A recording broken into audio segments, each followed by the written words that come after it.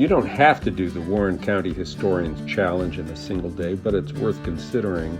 12 great places, 12 great stories. You'll learn a lot of Adirondack history and discover enticing back roads you didn't know were there. By the end, you'll have a sense of achievement, especially when you solve the riddle of Jean Robert Foster. And you'll get this great certificate and patch. We started in Lake Luzerne because we're from Saratoga Springs, and Lake Luzerne is an easy drive just over the Hudson. That's where we encountered our first challenge, the Poggenstecker Pulp Mill Museum. Modern papermaking was born here, demonstrated by a German named Albrecht Poggenstecker, who built a mill here on the Hudson River because the Adirondacks offered an abundant supply of spruce.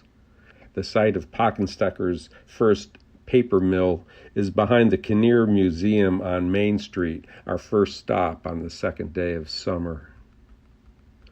On hand to greet us were Stan Sanforano, Warren County historian, Amanda Beck of the Warren County Planning Department, Jean Merlino, Lake Luzerne Town Supervisor, Sue Wilder, Director of the Kinnear Museum, Howard Schaefer, President of the Hadley Luzerne Historical Society, and Town Historian Pam Morin.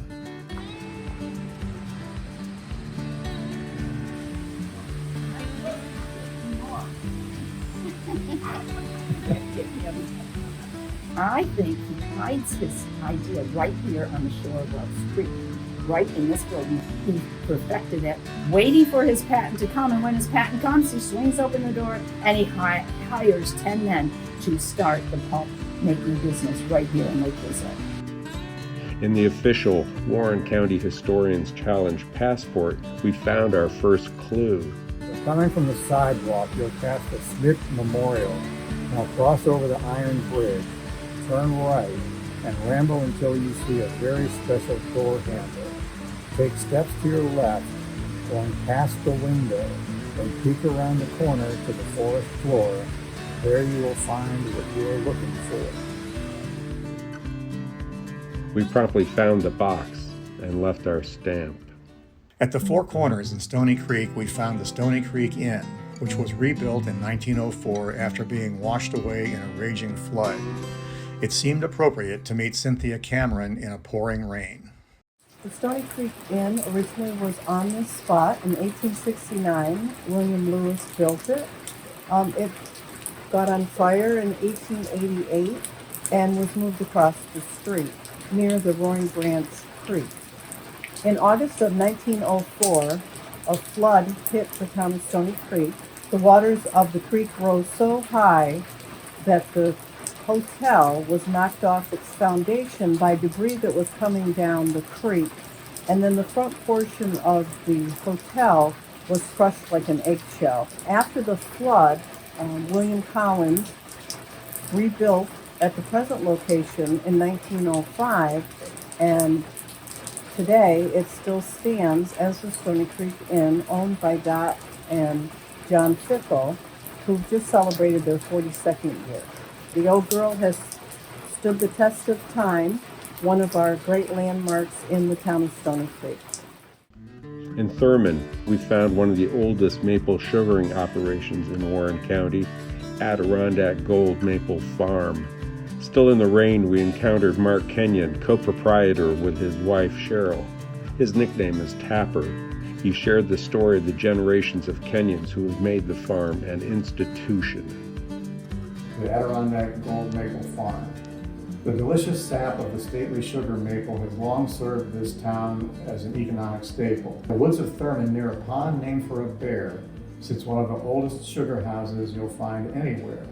For 200 years, the Kenyon family has lived on this land. In many tasty products, current owner Tapper plays a hand. You're Tapper, aren't you? Yep, I'm Tapper. That's so. Our next stop was in Warrensburg, where we visited the Richards Library, with the rain finally abating. The proud legacy of Clara Richards and her sister Mary Richards Kellogg. The Richards Library has served the Warrensburg community for more than 120 years. Built of limestone from North Caldwell's Hammond Farm, contractor Jonah Hess erected a building full of charm. The library proved so popular it had to expand just 10 years after its opening to a size much more grand. On to North Creek and the Hudson River Walk. Celebrating the history of the original Hudson River Bridge, the Waddell family and Mill Pond, the River Walk offers a leisurely stroll along the Hudson River and North Creek. Near the North Creek station sits a building owned by Durant, who built the rail, then was purchased by William R. Waddell, who used it to On to store North coal Creek and and grain the for Hudson River sale. Walk. From North Creek, we made our way to Pottersville along the same route that stagecoaches followed after picking up passengers at the Riverside Station served by Thomas Durant's Adirondack Railroad. We crossed the Riparius Bridge and made our way on Route 9 along Loon Lake. The Pottersville Methodist Church was the first built in the county. Journeying from one old church to another, we traversed the eastern shore of Schroon Lake to arrive at the Horicon Museum 1881 Annex, scenically located by the lake. Sylvia Smith described the conversion of Union Church into an additional space for exploring the town's history.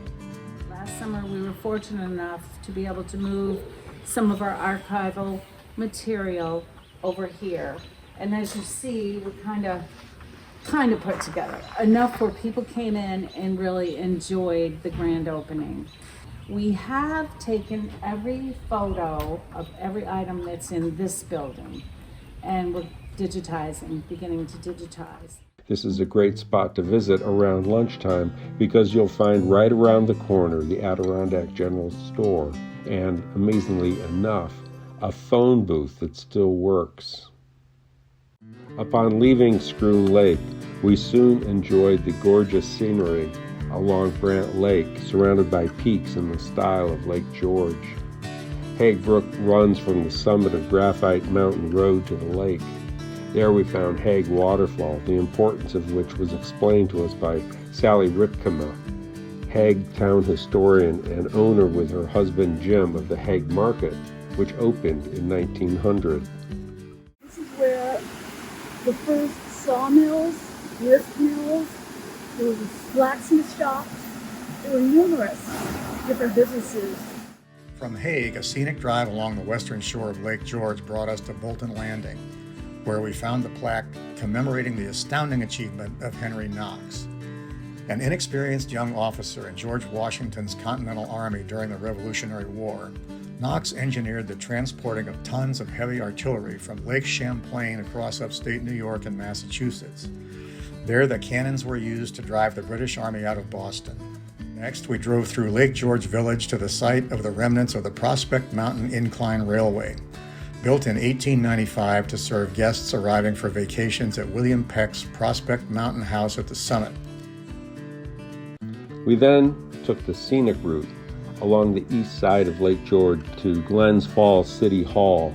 From its construction as the Glens Falls Village Hall in 1901, the classic building became City Hall when the village was reincorporated as a city in 1908. In 1839, Glens Falls as a village was incorporated, but discussions for a village hall to 1895 first are dated.